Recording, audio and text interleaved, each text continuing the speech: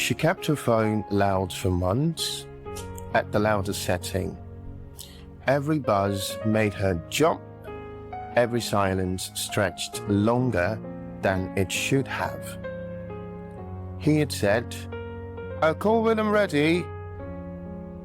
And those words lit like a tiny lamp inside her, the kind that's small but stubborn. Every evening, she checked her phone. Every morning, she checked again. Life continued without her permission. And one night, a friend sat beside her and said gently, "La, you can't keep staring at that screen like you owes you something." It wasn't harsh, it was just honest. And then she placed her phone down, face first, took a deep breath, and for the first time she turned the volume down. Oh, the room felt heavier, but her chest felt lighter. It was letting go.